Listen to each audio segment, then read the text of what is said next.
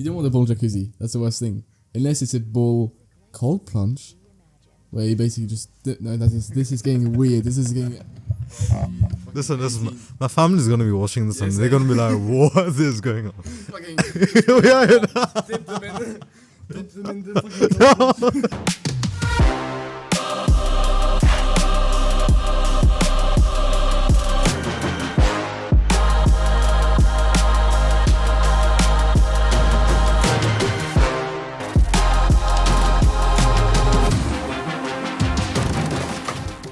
Hi guys, welcome back to the Adonis Talk, where we empower your journey to success and personal growth. My name is Jared.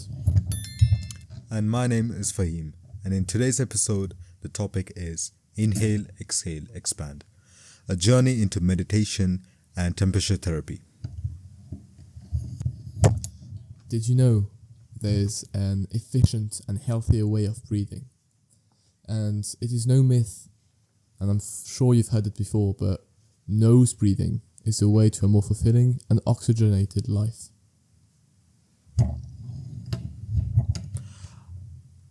I'm sorry, but how is that more oxygenated? Isn't it the same when you breathe through the, so for example, mouth or something like that? Why is it nose is more oxygenated? So there are several advantages to obviously breathing through your nose. One is filtration. So when you're breathing through your nose, the air that goes through your nose is filtrated naturally through the mucus and the hairs in your nose. Another one is humidifying. When you're breathing through your mouth, the air is basically dry. When it goes through your nose, same form of filtration, it goes through your mucus and your natural hair follicles in your nose, which basically brings your air to a more moist state. It also warms up your air, so when it goes to the lungs, it's already at body temperature. Nose breathing also promotes a relaxed state. And did you know that breathing through your nose actually activates furthermore your diaphragm, lower lungs? So it's not a sensation. If you take a deep breath with me right now, you just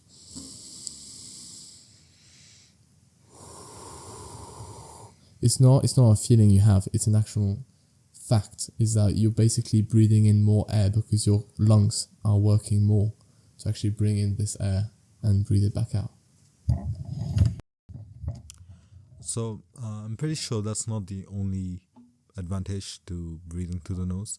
I've also noticed that, this is very interesting, right?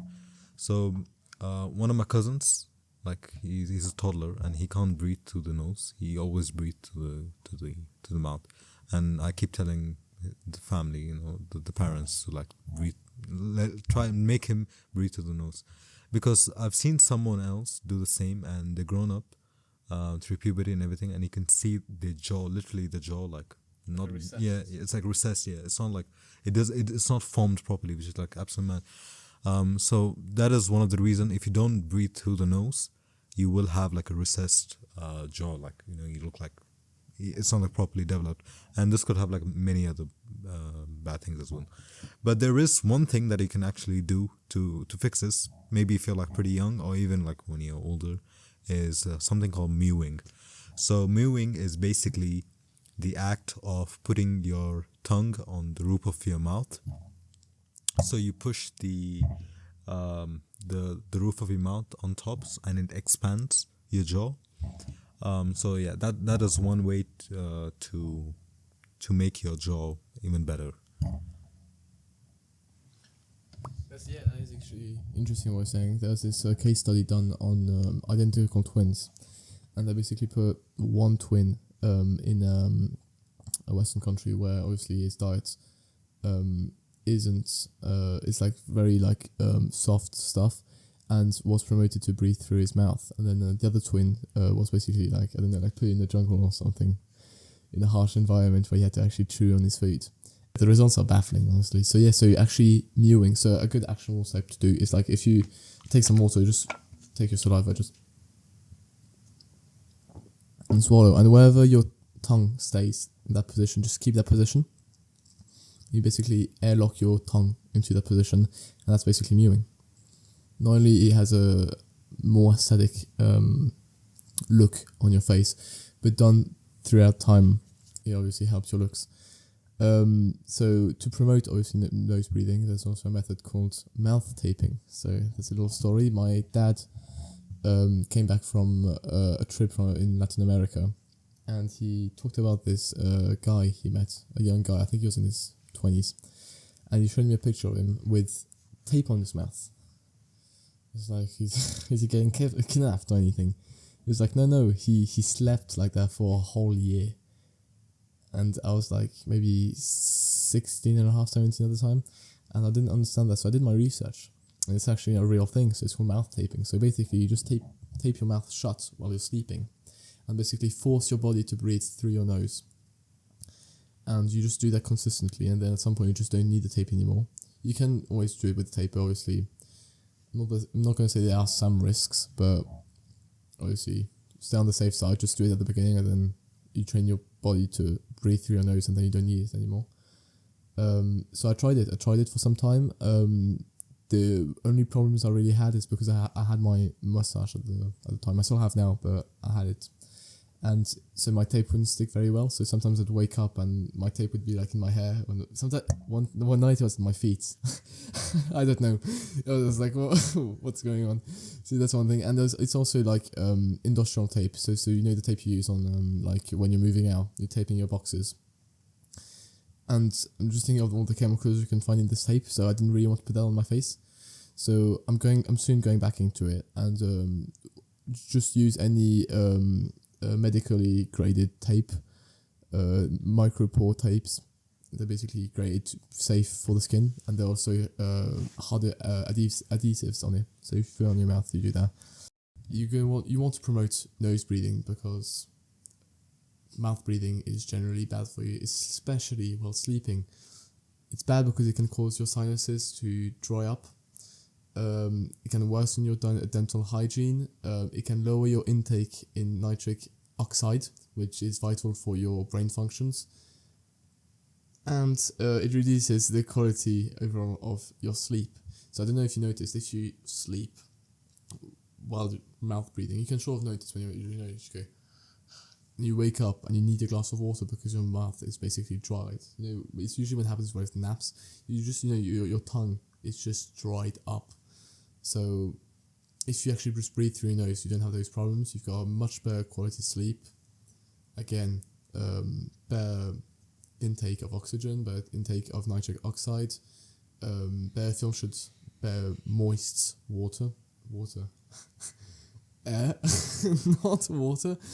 So there's only benefits to nose breathing. There's a good book called The Oxygen Advantage you should check out.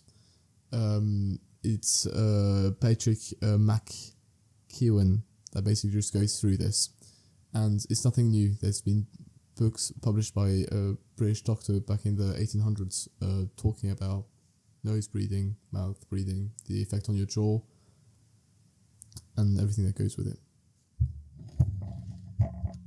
Deep breathing. What does deep breathing mean?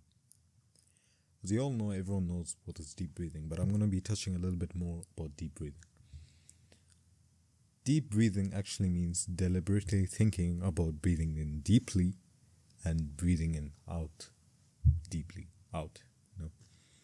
So what are the benefits of breathing deeply? They include stress reduction. So we all know that, after a long day of like being anxious or something, you take a deep breath and you out. You just feel much more calmer and much more relaxed. It improves lung capacity. So, just for example, like, you can just deep breathe like every day and you can see a little bit of difference in your sports and stuff like that.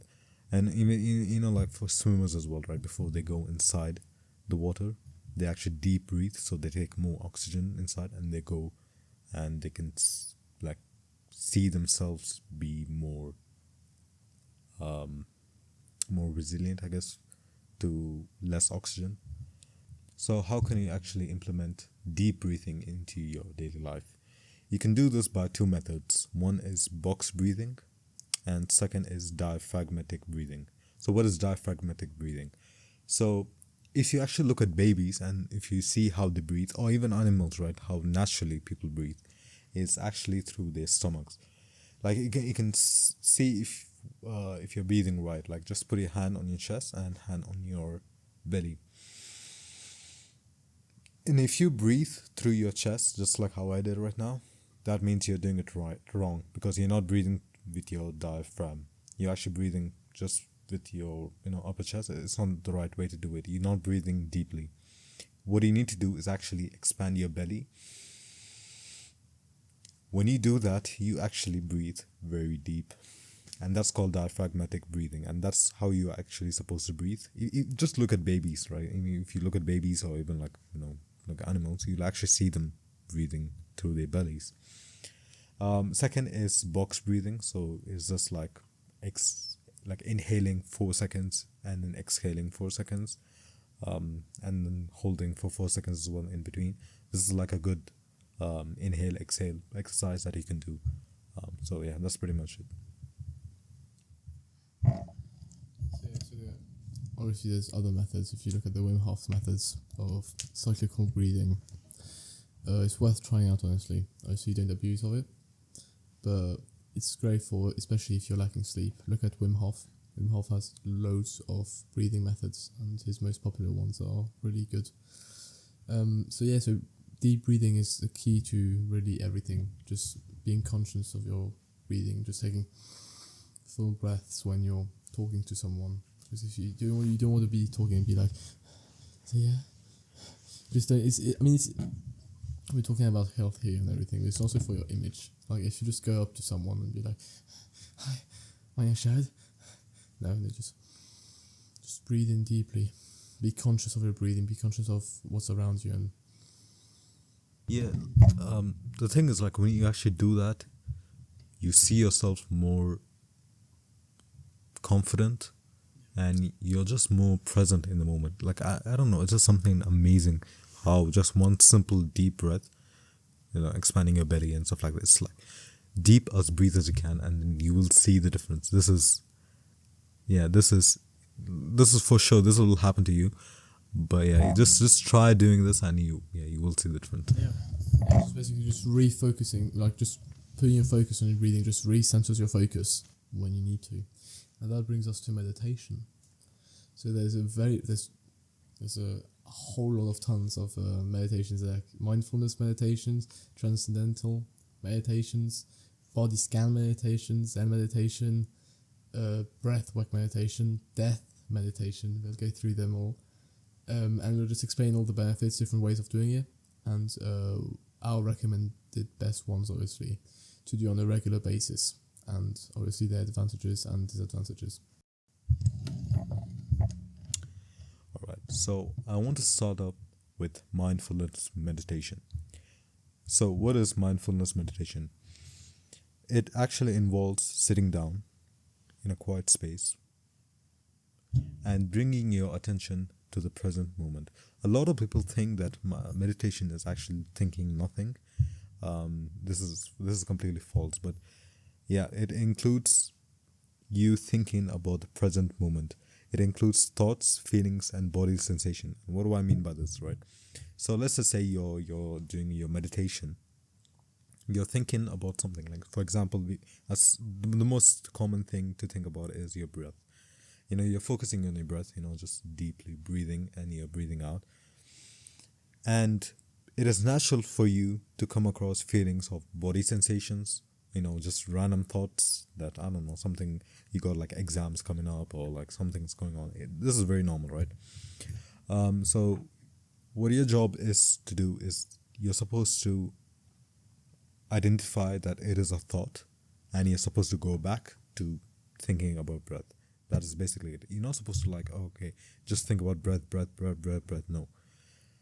You're thinking about breathing, and some thought comes up, and you're like, okay, this is a thought. You identify it as a thought, and it'll slowly disappear away, and you go back to breathing. This is mindful meditation. And what it does is actually makes you more aware of doing things, and it makes you more present in the moment.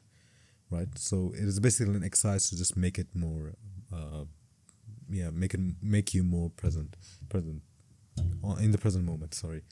The second meditation is transcendental meditation, and Jared will talk about that. Transcendental meditation. So it's basically a bit more spiritual than normal meditations. It basically involves using a mantra. So it's a specific word or sounds to help achieve a state of relaxed awareness. So basically you just close your eyes and there's different methods of doing it, but you just repeat the mantra silently in your head in different waves. I don't know much about it, we're not going to go into details, but if you're interested in it, obviously do your documentation and yeah. But I think it does involve, I think you have to do it with a specific transcendental meditation instructor or like guide to do it, because they are the one that would give you the mantra to get into that type of meditation. Another one is a very weird one. It's called death meditation. So obviously it's not about dying and then you're completely relaxed and there's no thought. It's basically you just close your eyes and you visualize your loved ones, your friends, or a specific person in mind. It can be a pet, anything, and just imagine them dying. The whole point of this meditation is basically just sitting there in the quiet and just analyzing your thoughts about that, and just visualizing how you would feel. And the whole point of this meditation is basically to tenfold your gratitude. So there's the thing called gratitude journaling, or it's just a way of expressing gratitude that everybody should do on a daily basis. And death meditation basically pushes you to put yourself in these imaginary scenarios in your head to basically be more present and be more mindful of your loved ones and be more grateful for what you have. So I think it's very interesting. I've done it a couple of times, and it is a very interesting way of feeling gratitude. Yeah. Fahmy is now going to talk about body scan meditation. That death meditation was something else. Like, yeah, it's actually it's kind of weird. It's not bad. Yeah, it is kind of weird, but I mean, you are more grateful when you think about other people dying, and it just resets your whole mind into thinking about different things. But yeah, the second thing that I want to say is body scan meditation. It is kind of similar to mindful meditation, where you actually think about what you're thinking. Like in the mindful meditation, you think about something specific, right? Like for example, I give breathing, but it doesn't have to be breathing, right? It can be anything. But in the body scan meditation, you're specifically focusing on your body sensations. So basically, your attention when you're meditating should be through the body, like parts of the body. For example, it could be like, you're thinking. It could be just sensation on your head, because slowly on your head, and then it can go to your neck, and then you can have sensations around your chest area, and then your arms, and then it can go to your belly, and then through your legs, and then to the toes. So what this does is like it makes you think about your body, and it forces you to scan your body. So and then it basically takes your mind out of things, and it gives you something to think about, and this gives you just a relaxation. And yeah, I tried it before sleeping. It's amazing to do it before you're sleeping. So yeah. So the fourth meditation that we want to talk about is Zen meditation. It's also called as Zazen. Is that how you pronounce it, Zazen? I'm not sure, because Jared will talk about it. So Zazen is a way of meditating. So it's rooted in Zen Buddhism, and basically Zazen involves sitting in a specific posture. There's different postures, and focusing on your breath and observing your thoughts without attachments. So again, this is way more spiritual. There's a whole process of going through it, candles and stuff. But I think you can sort of notice that they all sort of hover around this way of just relaxing yourself, closing your eyes, and just connecting to your thoughts, or detaching you from your thoughts, focusing on your breath or whatnot. But then these are like the conventional ways of meditation. But I know friends. I've got one of my best friends who basically his way of meditation is basically walking. So his way of relaxing and just being in this state is walking. So whatever fits you guys. If it's zazen, if it's death meditation, if it's going for mindful walk, whatever works for you is the best. Now we're going to touch on breath work meditation. So Fahim touched upon it a bit in the mindfulness meditation. And breath work meditation just does wonders. So that's the one I've been doing for a while now. And basically, as Fahim stated, is you just close your eyes and you just focus on your breath. And what you're basically doing is that you just set yourself a time. So just say 5 minutes. And just for 5 minutes, you're just going to close your eyes, focus on your breath. And naturally, your thoughts are just going to hover off your breath. And what I want you to do is basically recenter your focus onto your breath. And just consider that like a rep. Like every time your focus just hovers off your breath, just refocus yourself. And that's basically the whole exercise of meditation. Is basically getting to that state of every time you lose focus, you acknowledge it and you refocus yourself onto your breath. And what that does over time, and you can do longer sessions, you can go up to an hour if you like, is basically it improves your attention span. So what I noticed, especially in my last month of college, high school, whatever we call it, is that I just was way more alert and way more focused in class because thanks to meditation, I trained my brain to focus on one specific thing, which was here, obviously breathing, but that just applies to everything. So my brain was trained to just focus on something and just stay there, just focus and focus. Because I mean, today's generation, the focus span now is just ridiculous. Like if you look at all the TikTok, Instagram reels and stuff, our attention span is just going down. So doing this meditation obviously is a great benefit towards your focus and your mindfulness.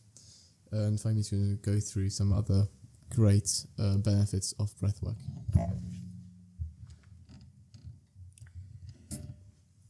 I think the number one benefit about meditation is the first immediate benefit that you will see is relaxation.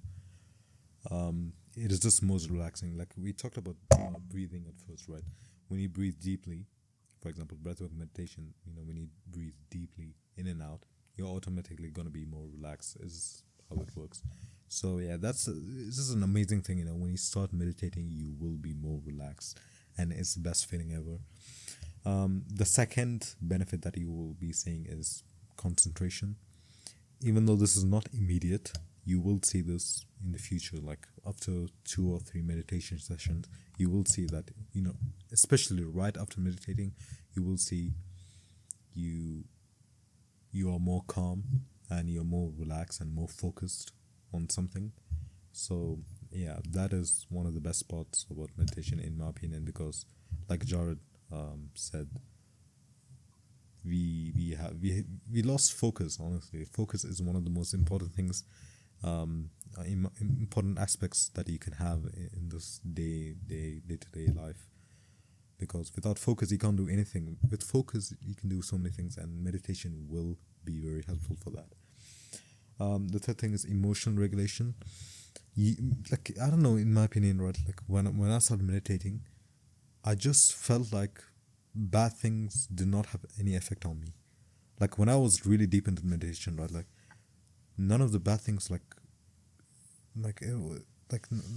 It didn't like I could like exactly. I could like disconnect myself from reality, kind of like that, and I have the option to connect with reality when I want to, when I'm happy, and I have the option to disconnect from reality when I don't need to, when I'm like sad or something. So it was kind of like a nice, really, real thing. Like it allowed me to know that it is just a thought passing by, some negative thought that is just passing by when I feel sad, right? Suppose, for example, when I feel sad, some bad emotions come by. I know this is bad for me because I've been meditating, right? So I'm aware of that. When I'm not doing meditation or for a long time, that effect, that negative effect, right? It'll come to me. Negative thought will come to me, and it'll have a bad effect on me. And yeah, sorry, that's just how it. Destroy their ears. Yeah, the other one is better sleep. So obviously, we can all relate to this, right? So right before we sleep, I keep doing Destroy their ears, man. I keep doing yeah. Boom, boom. Yeah, right before we sleep, we all have this running thought in our mind about what to eat next, what to do next, what to do tomorrow, the plan that we have. My boyfriend is gonna break up with me. Girlfriend, I don't know, some random thought here. Um, and meditation will help, right, to get your thought off that, and just focus on your breathing and just go back to sleep. So yeah, sleeping is more benefit. And yeah, George will talk about the other stuff. So as you can see, there's loads of benefits. Another one is balanced nervous system. So breath work can influence the automatic nervous system, promoting a balance between the sympathetic, fight or flight, and parasympathetic, so rest and digest branches. So I don't know if you noticed, but loads of the benefits also link back to basically just the breathing. So a big factor of all these benefits is just deep breathing. So it just connects back to deep breathing. But it's also this mindful state of meditation. Another one is increased self-awareness. Focusing on the, obviously breath cultivates, focusing on breath cultivates self-awareness, allowing individuals to observe their thoughts and reactions without attachment, as Fahmy said. Another one is mind-body connection. So breathwork emphasizes the connection between the mind and the body, especially when it comes to body scan meditation. So it's fostering a holistic approach to well-being. There's also strengthening respiratory functions and cultivating of presence. So just addressing one of many questions is that many people are going to me like they want to start meditating. Mainly one of the questions is like how long? Just depends, honestly. Some people like to start on like 5 minutes, some like to start on 1 minute.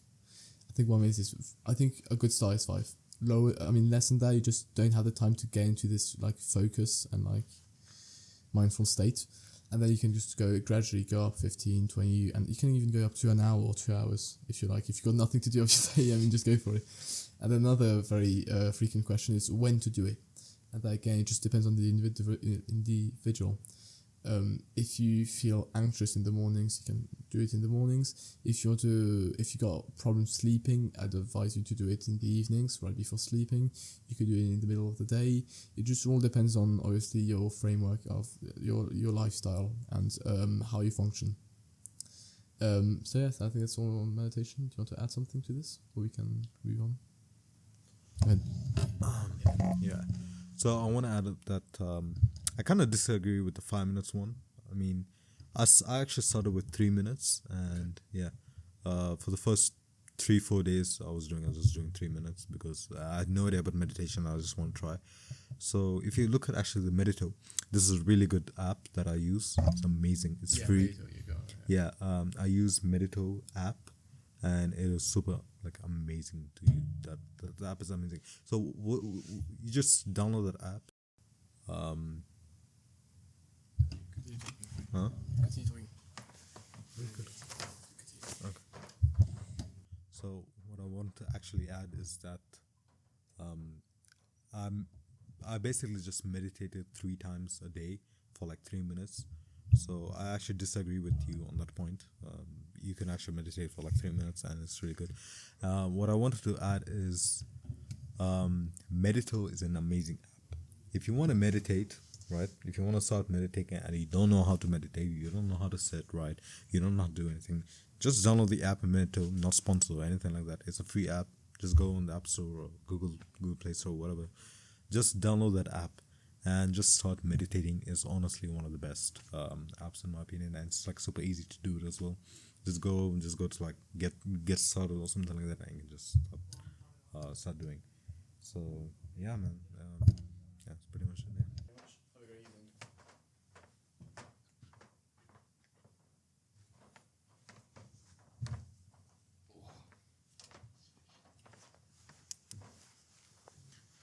Yeah, sorry guys, just a small hiccup with the security team in the university library. So I don't think they got the message through it. We usually do it every Friday, we're on a Saturday, so that might be why. Anyway, now we're going to top one of my favorite topics at the moment is hot cold exposure, so temperature therapy. Shall I open up with this? Yeah. Okay.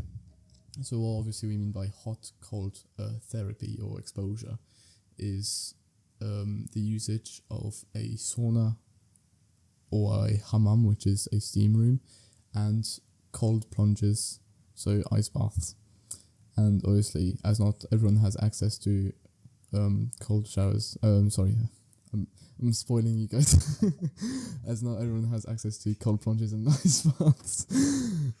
There's also the cold shower, and same on the other side for sauna and hammam. If you don't have that, you can do hot baths or hot showers.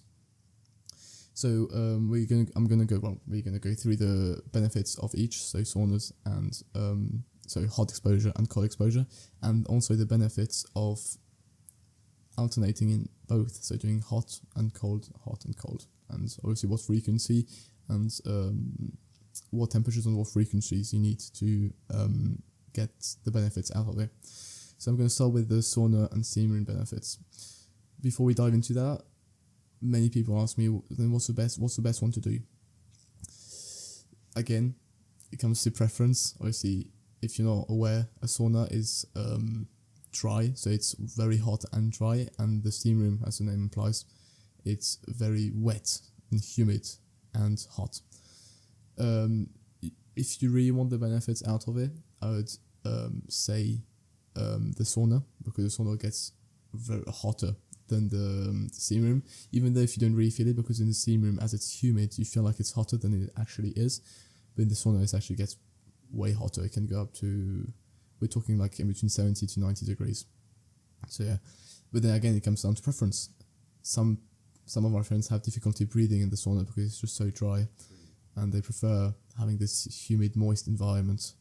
But again, steam rooms go around 50 to 80 degrees, because hotter than that, you just boil because it's steam.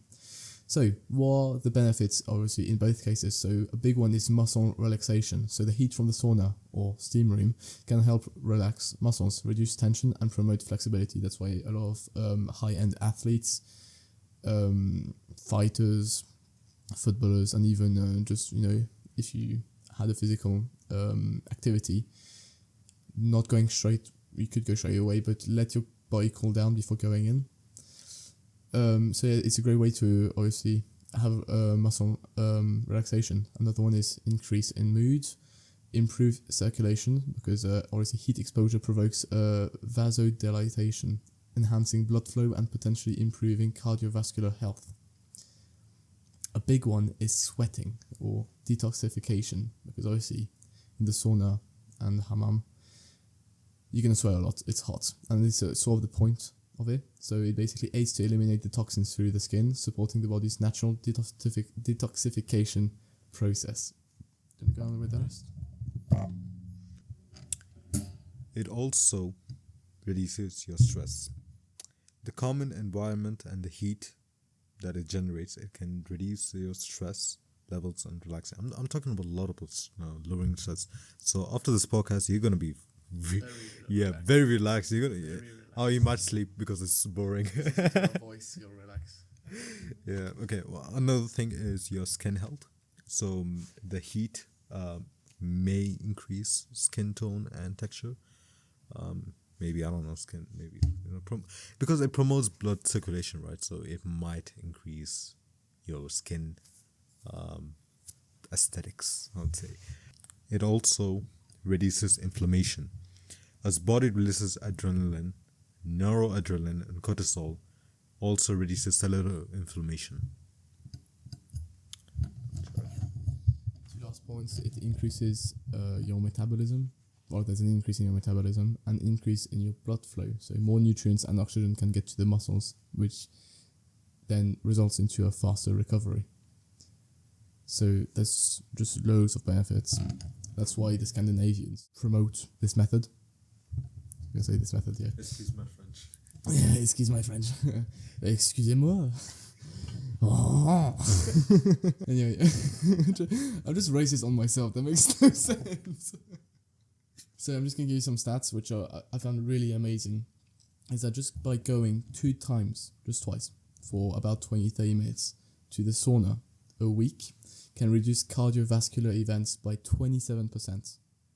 And here's the shocker: if you go 4 times a week for 20-30 minutes, it reduces by over 50%. That's mad. And if you go to 6 times a week, You your die. balls shrink. That is a big thing. So I was researching sauna and Hammam and all that, and I was like, this is amazing. There's just benefits. There's nothing wrong. But there had to be a downside. There had to be a hick. Why am I saying this? It's because it has an impact on your balls. And it's true. Listen, guys, why are your balls outside your body? No, honestly, like, why are they, like, if you look at the ovaries of a woman, they're inside the body, right? But if you look at a man's testes, why are they, and his scrotum, why is it outside? Which is funny because, I mean, it's just such a sensitive area. I mean, we've all been punched in the balls, right? It hurts. So why were we... So we've all been punched there, right? So why would human evolution let our balls out, right? It's because sperm production, so spermatogenesis, is more efficient at a slightly lower temperature than the average body temperature, which is of 37.5 degrees Celsius. So that's the main reason, right? So it's got to be cooler than your body temperature. So I guess you're making the link now. If not, I'm helping you out here.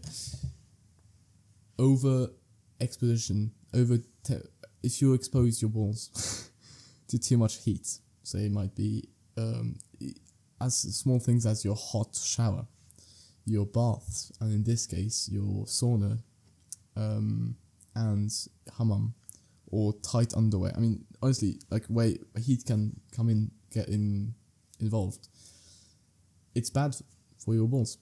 All right, why? Well, it reduces your sperm production. So obviously, for all the men out there that want to have a kid, like, soon, don't do it. Don't do the sauna. Or there's ways to mitigate it, which we'll explain in a second. So obviously, prolonged exposure to high heat and temperatures can interfere with the process of spermatogenesis. Another one is increased sperm DNA damage. So if you are too exposed, obviously, to high heats, it can contribute to increased sperm DNA damage, potentially affecting the genetic integrity of your sperm. Altered sperm morphology, impact on hormonal regulations, and can also lead to sterility, which obviously we don't want, right? Just want to ask this question. I think you're gonna answer this anyways, but how can I take the benefits of sauna or steam whilst at the same time keep my balls cool? I know, because you do this, right? So I want to know this question, and then you can go to whatever you're gonna come to. I'm not sure you're gonna. So there's a way. It's not the most efficient, but obviously it's the best thing you can really do. So obviously don't go too often. Try to obviously limit. So if you're trying to go to the sauna and stuff, try to limit your balls exposure to heat outside of the sauna. So obviously don't wear like underwear that's too tight. Don't take hot showers for too long, or at least not at high temperatures as you're using, because some men, like my dad just burns his skin off. Honestly, I just take the shower. After me, it's burning hot. It's like, I don't know how hot it is. Anyway, so you can always mitigate that.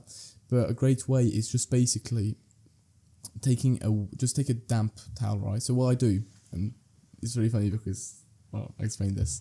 So I'm at university in the UK. I won't specify where for our safety. And they've got a great sports facility, and they've got a sauna and a hammam. Unfortunately, they don't have a cold plunge, but they do have a cold shower. So what I like to do is I go to the cold shower and put a towel under the cold water, and just get it nice and wet. And basically, there's multiple methods. Either you sit on that towel to keep, because obviously I'll show you, but like you just sit down, and obviously the towel is underneath. Your balls are in contact with the towel, right? Because you're in your swim shorts, right? So that's one method. The other is just basically just taking your plain towel and just slapping it just over your balls. So often I do this. I just have this towel and just put it on my, obviously over my underwear. Obviously, I just leave it there, and obviously some of my not friends but people look at me weirdly, and that's how I engage conversation. Like they're looking at my balls. I'm like, do you want to know why? So yeah, so you do that, or just have a cold pouch. Like just cold. There's like don't know what it is. Not ice, obviously. It's gonna melt in a second. But like a cold pouch, you can just put it there, or even just put it under your underwear. You just basically just try and keep your balls cool. I think I'm sure there's products out there like just products that are made for that. But as us broke students, we just use cold, damp towels on our balls. Got anything to say? I think there is one product which is like a ball jacuzzi or something like that. See, no, that is bad. You don't want a ball jacuzzi. That's the worst thing. Unless it's a ball cold plunge, where you basically just this is getting weird. This is getting. Listen, my family's gonna be watching this and they're gonna be like, "What is going on?" Fucking Dip them in the fucking haram. No.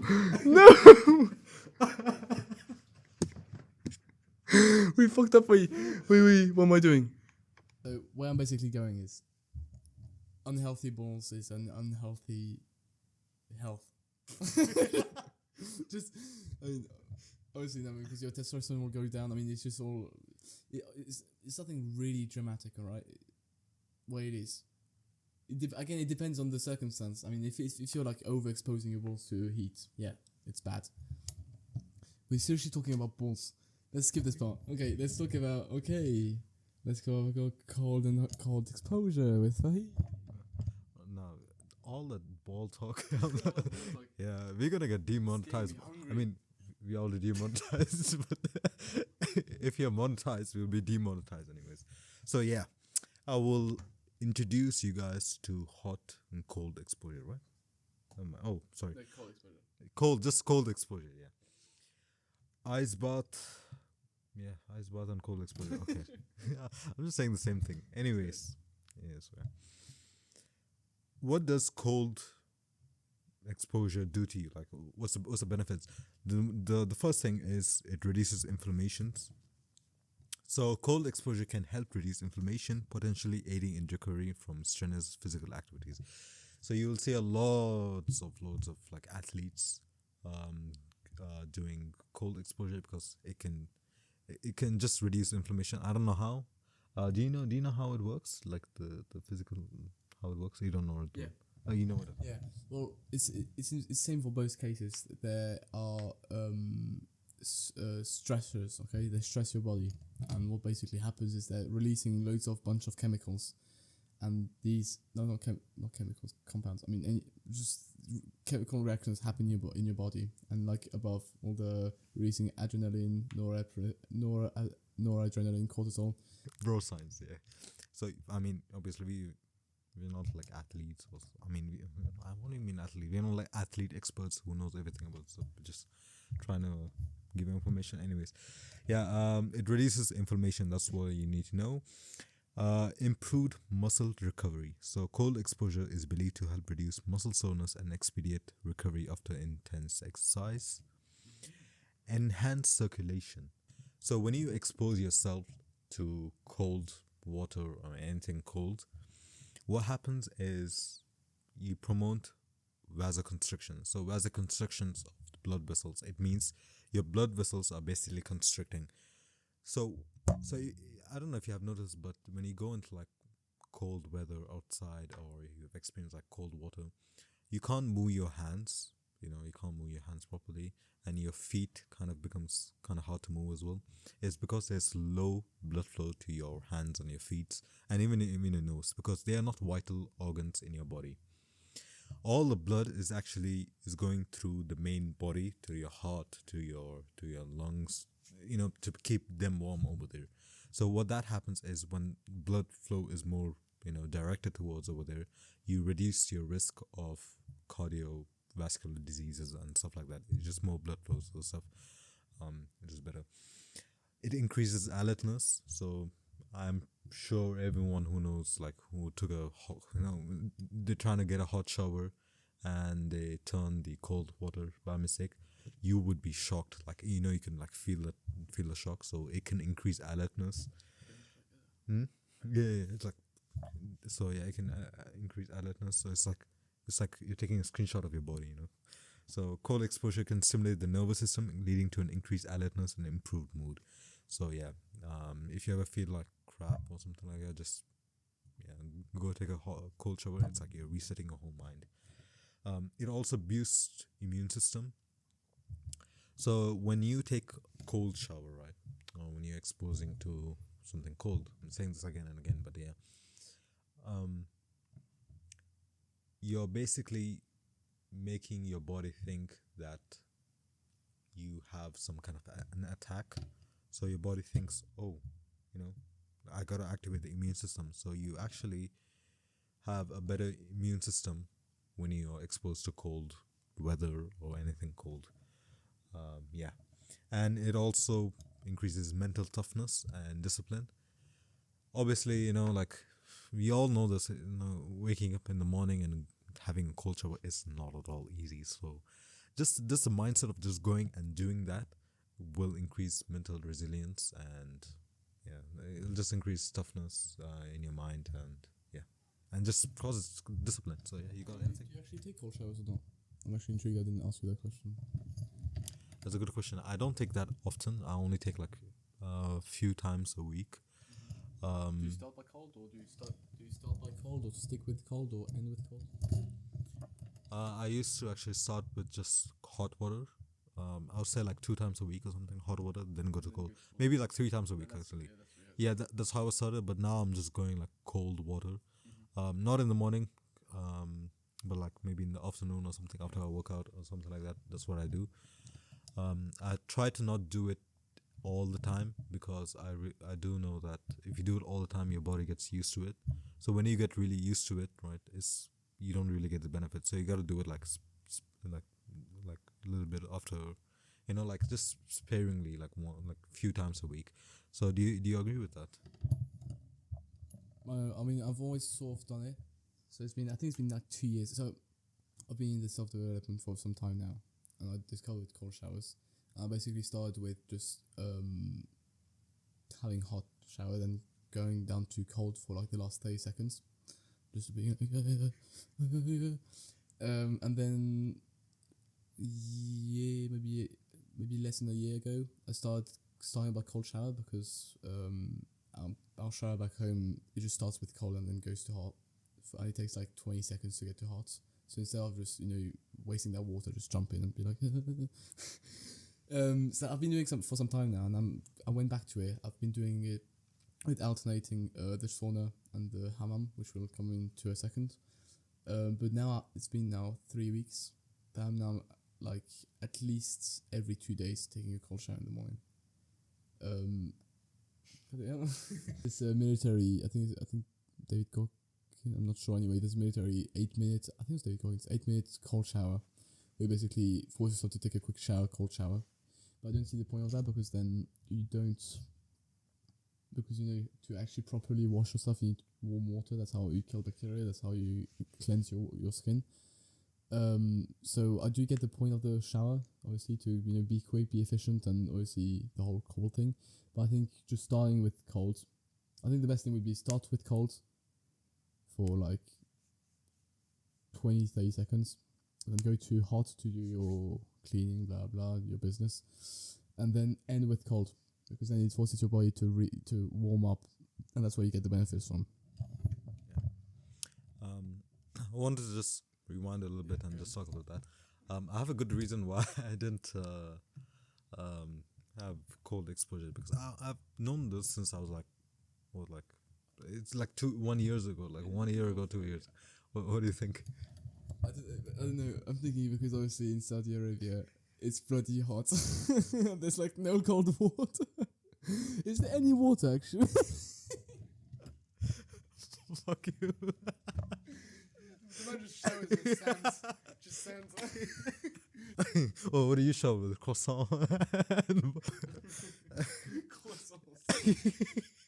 At least sound sounded realistic, bro. The croissants. This is why you being I racist. guess it's because it's. Yeah, because So I never really like if I turn to like hot, it's either just warm or hot. This is no cold. It's never cold over there. So No, wait. It's funny because I seriously went back into it. So I said less than a year ago because less than a year ago I went to Latin America. Okay. And we went there for 2 weeks, and there was no hot water, obviously because it's a developing country.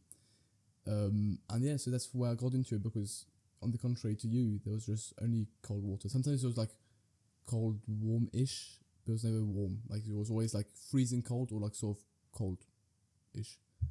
So that's funny, yeah. So that's how I really got back into it because I had to shower with cold shower every day. Yeah, because like I don't know, in Saudis, that's all the water tanks are like outside, so they're like directly affected by the thing, and no one really cares about cold water anyways. No one really wants to shower in super cold water. So okay, one more thing that I just want to add in cold shower is that it has to be uncomfortable when you're doing it. Like if you do it when you're comfortable, you're not really getting the benefits, right? So so when you're actually taking a shower, it has to be uncomfortably cold. So when you do that, you actually like you're physically shivering, right? When you actually shiver, you're releasing this body endorphins and all these kind of things, which you wouldn't otherwise be able to do it if you're not uncomfortably cold. Obviously, you're not supposed to be like super cold. That's actually dangerous and causes like hypothermia and you die or something like that. No, you don't do that. This is Darwin talk real quick. Anyways, yeah.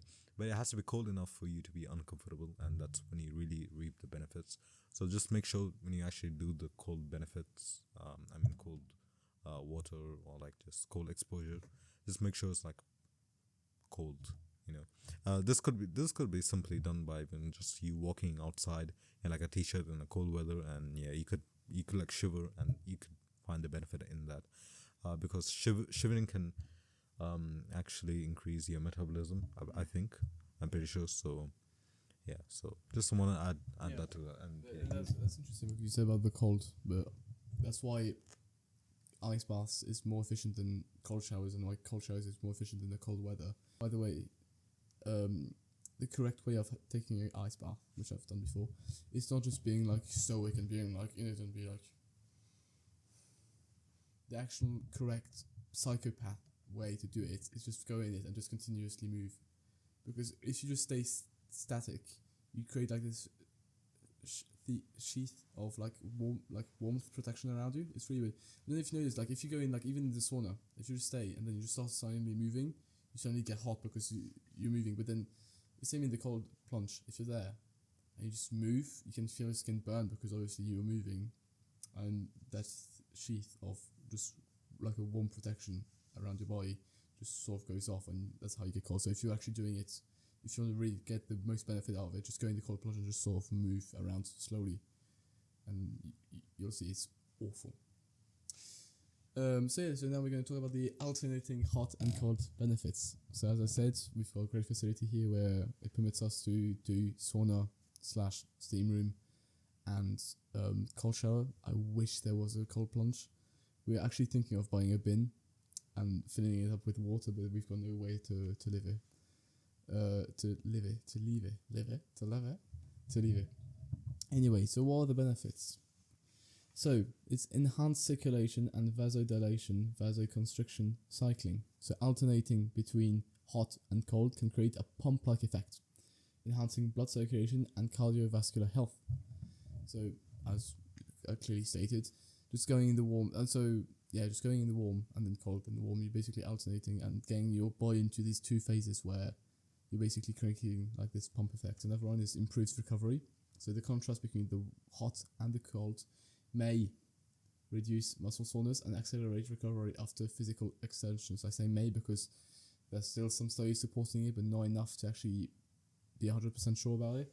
But it may help. Another one is stress relief. I'm tired.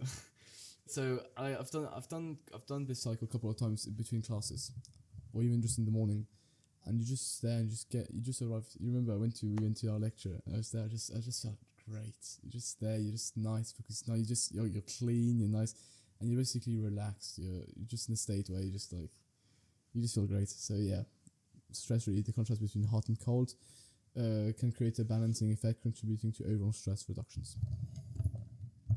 Okay, it can also increase your metabolic rate. So, like I covered before, even with just cold exposure or just hot exposure, it does increase metabolic rate. So, and with just you going from hot and cold, it is gonna make it even more, is gonna exaggerate the thing because, yeah, this is how it is. Uh, mood regulation.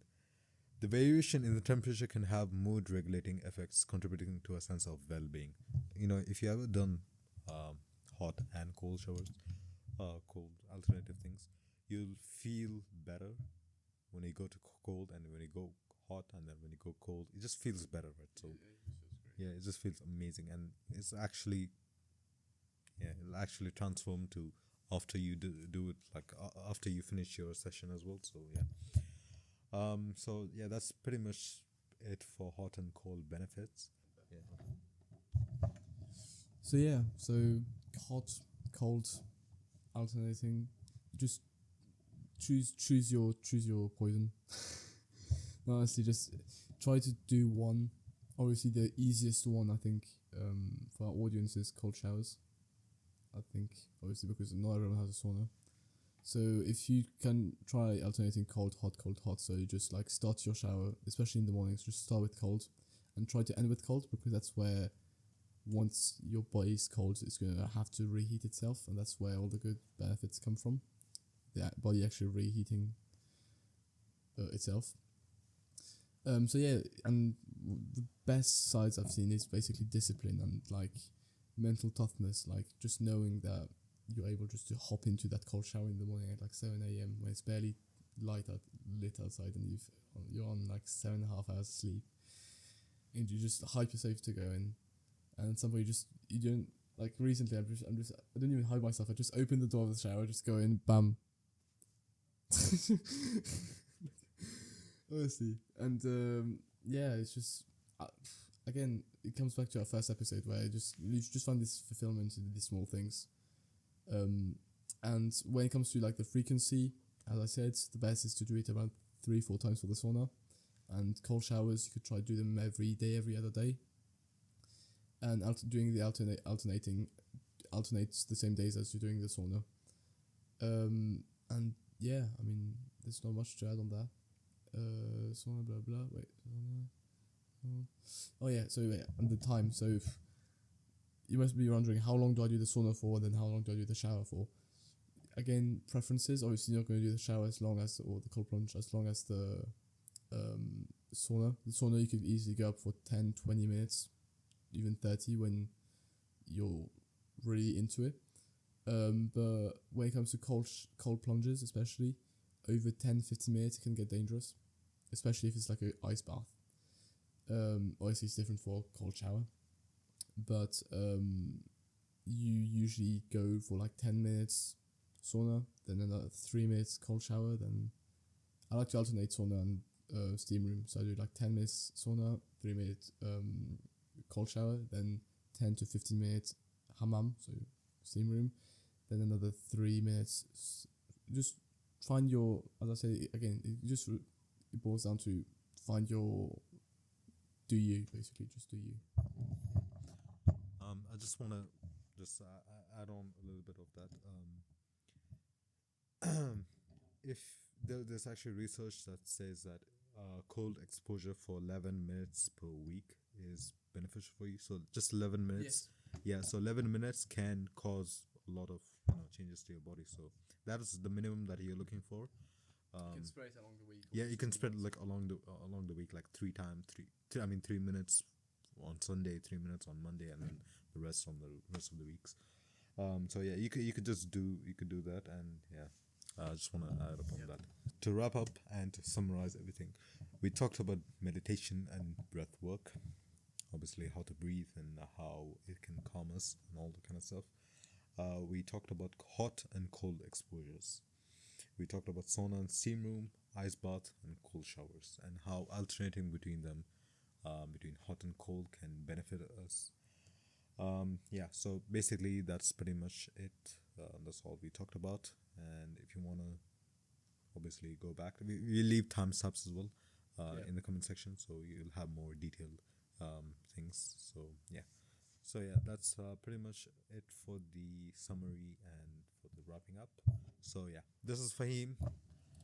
This was Jared. I hope you find today's episode very helpful, and we'll see you guys next time. Thank you.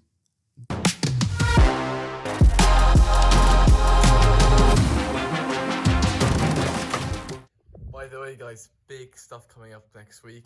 Big surprises. Stay tuned because you don't want to miss this. Good night. I hate that fucking hell. That was One day, bro, you're gonna be fucking doing a podcast and you'll just fucking pass out.